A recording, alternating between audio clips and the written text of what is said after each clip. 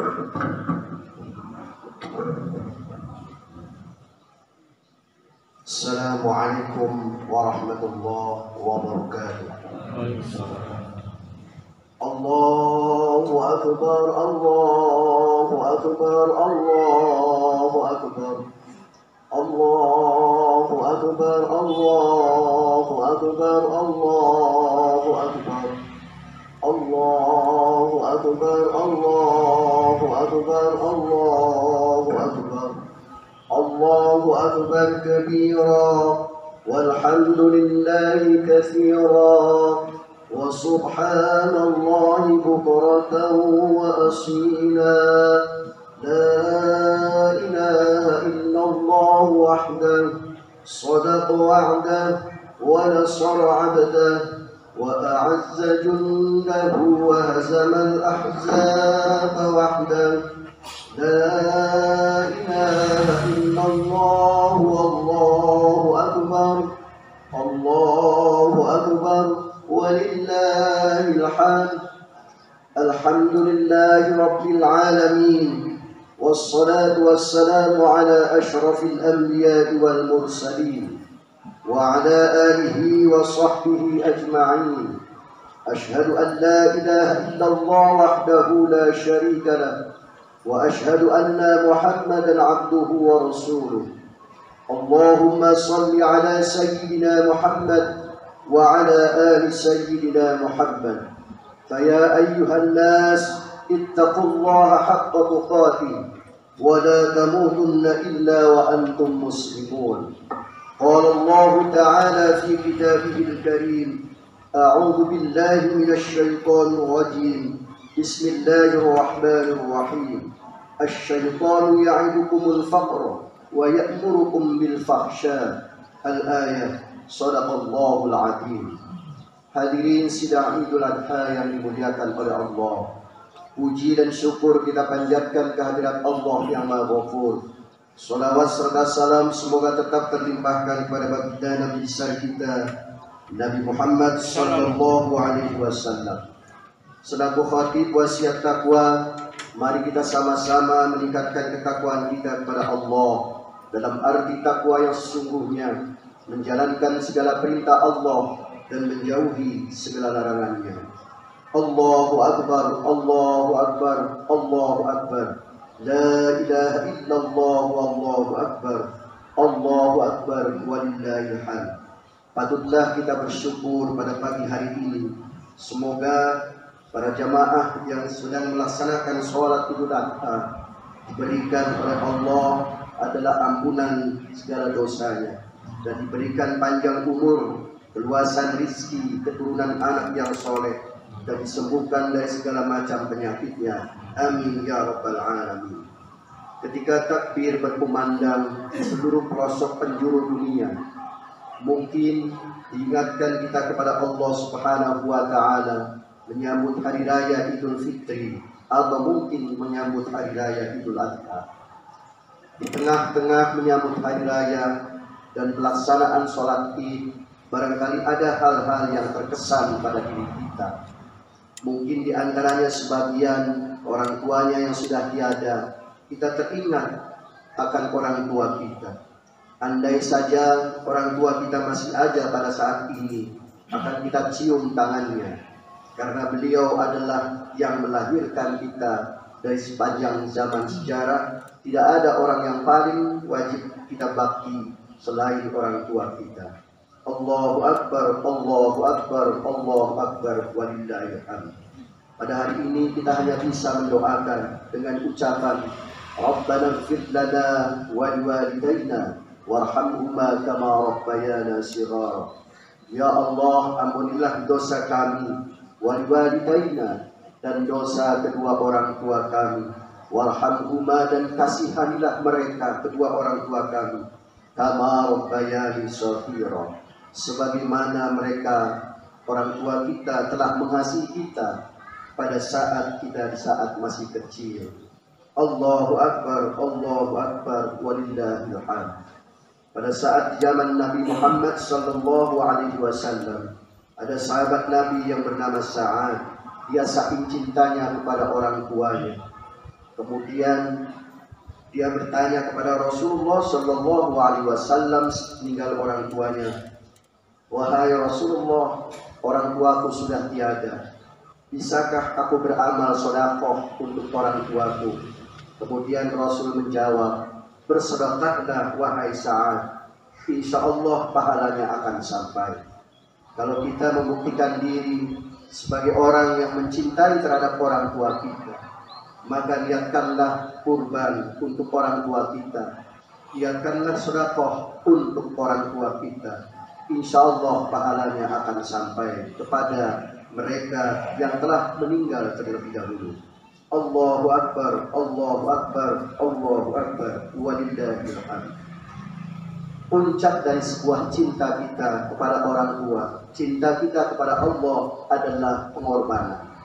Maka wajar Nabi Ibrahim alaihissalam setelah hampir 85 tahun senantiasa memohon doa kepada Allah Subhanahu wa taala agar dikaruniai putra.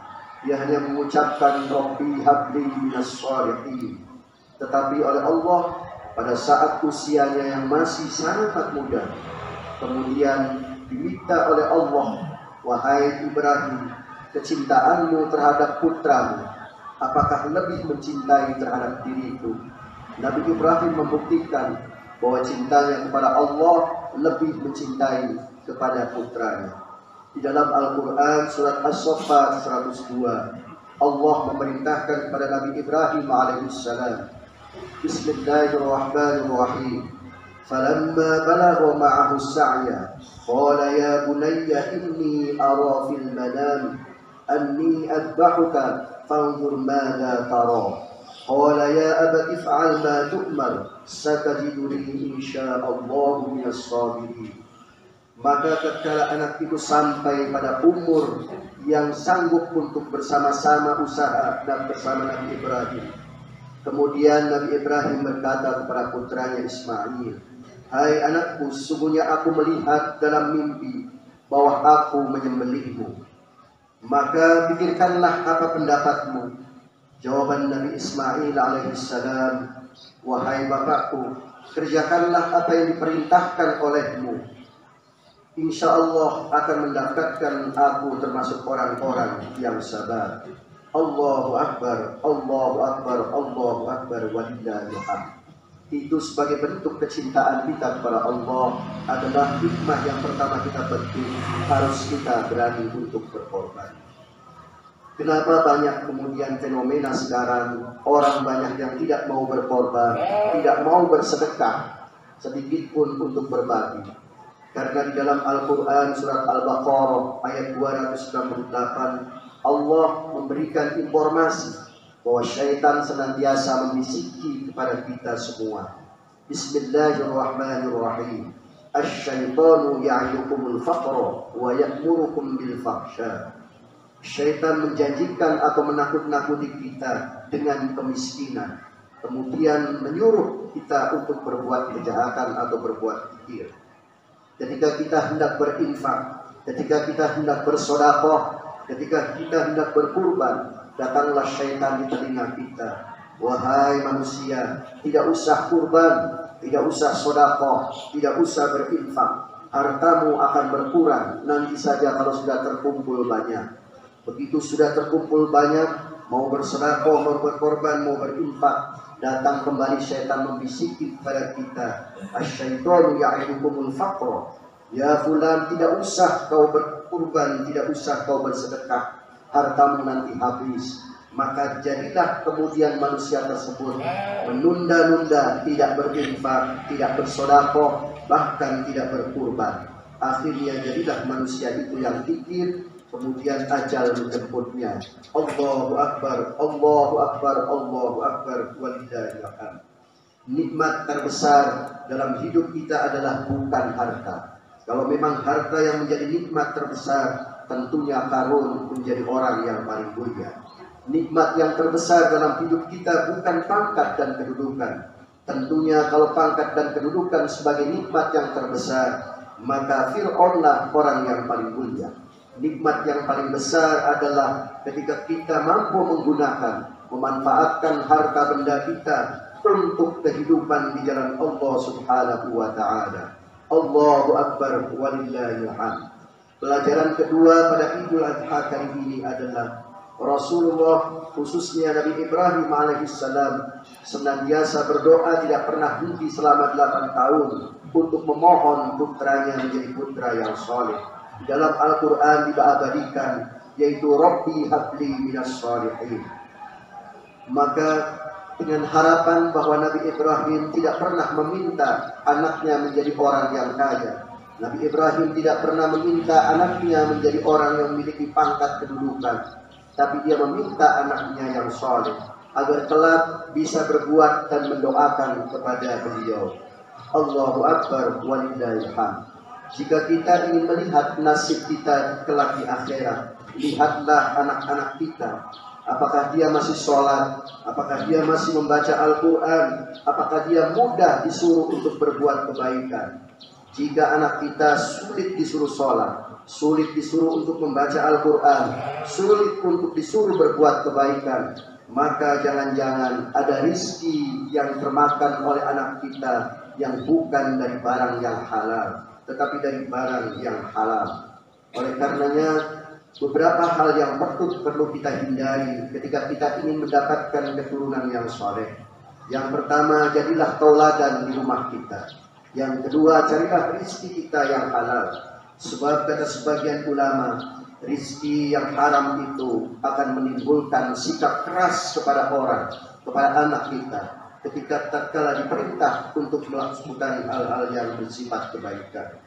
Yang ketiga adalah lakukanlah pendidikan agama sedini mungkin. Janganlah terlalu bangga dengan pendidikan umum, sementara pendidikan agama tidak memiliki dasar-dasar yang pokok dalam kehidupannya. Yang keempat, berdoalah senantiasa setiap malam. Bisa menggunakan doa yang diungkapkan oleh Nabi Ibrahim pada surat As-Saffat ayat 100. Rabbi habli minas shalihin. Atau berdoa seperti bagaimana doanya Nabi Zakaria dalam surat Ali Imran ayat 38. Qala rabbi habli min ladunka dzurriyyatan thayyibah innaka sami'ud du'a. Ya Allah, berilah aku dari sisi Engkau seorang anak yang baik, anak yang thayyibah. Sesungguhnya Engkau Maha mendengar dari doaku. Atau doa Ibadur Rahman dalam surat Al-Furqan ayat 74 yang biasa dibacakan oleh kita. Rabbana hab lana min azwajina wa dhurriyyatina qurrata a'yun waj'alna lil muttaqina imama. Ya Allah, anugerahkanlah kami, istri-istri kami dan keturunan-keturunan kami sebagaimana Engkau telah menyenangkan kami, dan jadikanlah kami iman kepada orang-orang yang bertakwa. Allahu akbar, Allahu akbar, Allahu akbar walillahil hamd.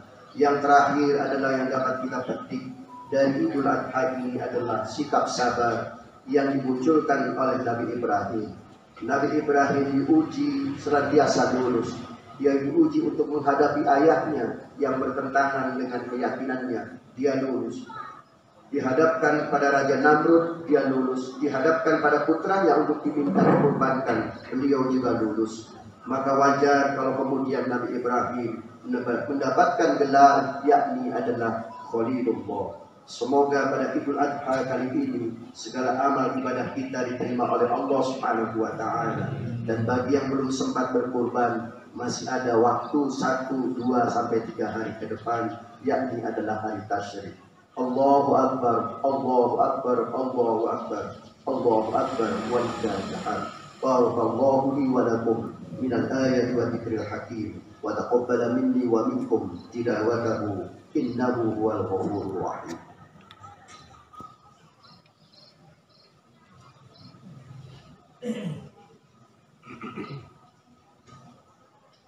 Alhamdulillah wassalatu wassalamu ala Rasulillah.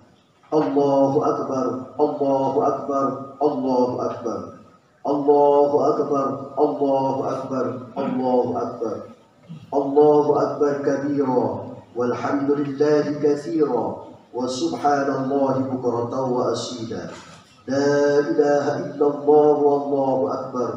Allahu akbar walillahil hamd.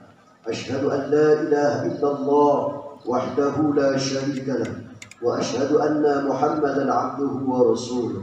اللهم صل على سيدنا محمد وعلى آل سيدنا محمد. فيا أيها الناس أوصيكم ونفسي بتقوى الله فقد فاز المتقون. قال الله تعالى في كتابه الكريم: بسم الله الرحمن الرحيم. إن الله وملائكته يصلون على النبي يا أيها الذين آمنوا صلوا عليه وسلموا تسليما. Mari pada khutbah yang kedua ini kita sama-sama bermohon doa, bermunajat kepada Allah Subhanahu wa taala. Allahumma shalli wa sallim ala syafi'ina wa karimina wa dukhrina wa maulana Muhammad wa sallim wa radiyallahu tabaraka wa ta'ala an kulli sahabati Rasulillah ajma'in. Amin. اللهم اغفر للمسلمين والمسلمات والمؤمنين والمؤمنات الأحياء منهم والأموات إنك سميع قريب مجيب دعوات ويا قاضي الحاجات. اللهم ادفع عنا الغلاء والوباء والبلاء والكورونا والفحشاء والمنكر والسيوف المختلفة والشدائد والمحن ما ظهر منها وما بطن من بلدنا هذا إندونيسيا خاصة ومن بلدان المسلمين عامة إنك على كل شيء قدير. ربنا تقبل منا إنك أنت السميع العليم وتب علينا إنك أنت التواب الرحيم. اللهم طول عمرنا وصح أجسادنا ونور قلوبنا بنور هدايتك كما نورت الأرض بنور شمسك أبدا أبدا. اللهم إنا نسألك علما نافعا ورزقا واسعا والشفاء من كل داء وسقام برحمتك يا أرحم الراحمين. ربنا هب لنا من أزواجنا وذرياتنا قرة أعين واجعلنا للمتقين إماما. ربنا آتنا في الدنيا حسنة وفي الآخرة حسنة وقنا عذاب النار. سبحان ربك رب العزة عما يصفون وسلام على المرسلين والحمد لله رب العالمين. عباد الله إن الله يأمر بالعدل والإحسان وإيتاء ذي القربى وينهى عن الفحشاء والمنكر والبغي يعظكم لعلكم تذكرون. ولذكر الله أكبر. أستغفر الله لي ولكم والسلام عليكم ورحمة الله وبركاته.